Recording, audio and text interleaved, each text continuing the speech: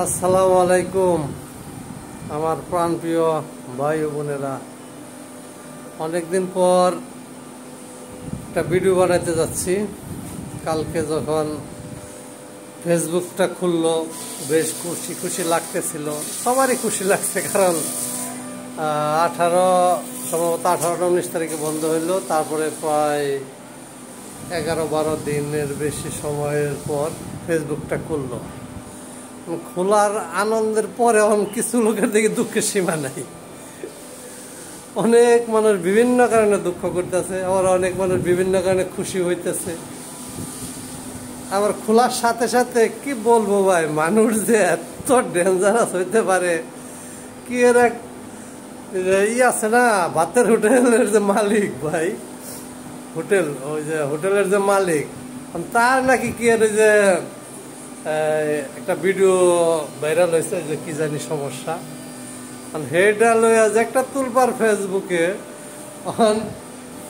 আমি মাননীয় মহোদয়কে বলতে যাচ্ছি, ফেসবুকটা বন্ধ রাখছিলেন, আর কিছুটা দিন বন্ধ রাখেন, দরকার আছে এই সময় ফেসবুকটা খোলার। বিভিন্ন রকম সমস্যায় আমরা এমনি জর্জরিত। কারণ এই ফেসবুকটা যখন অন করে দিল, এই তো সমস্যা আরো শুরু হয়ে গেল।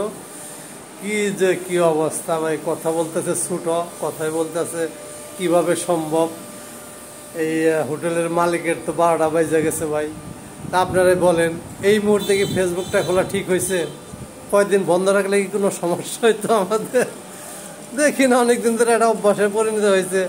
কিছু কিছু ইউটিউব চলে, এই মুহূর্তে কথাবার্তা বলা যায়, ফেসবুকটা নাই চললো। তাও তো এই ভাতের হোটেলের মালিকের এই দুর্দশাটা আমাদের দেখতে হইতো না। দেখেন, এত নাটকীয়তার পরে ফেসবুকটা খোলার পরে মানুষ যে কত দুঃসংবাদ শুনতেছে, আর কত লোক যে এই মালিকের ভিডিওটা দেখে খুশি হইতেছে ভাই। আমি কোন পথে যাবো এই চিন্তাই তো আমার 12টা বাজতেছে। তবু সবার প্রতি ভালোবাসা জানানোর জন্য একটা ভিডিও করলাম। সবাই আমার চ্যানেলটা একটু সাবস্ক্রাইব করে দিবেন, বেশি বেশি শেয়ার করবেন, কমেন্টস করবেন।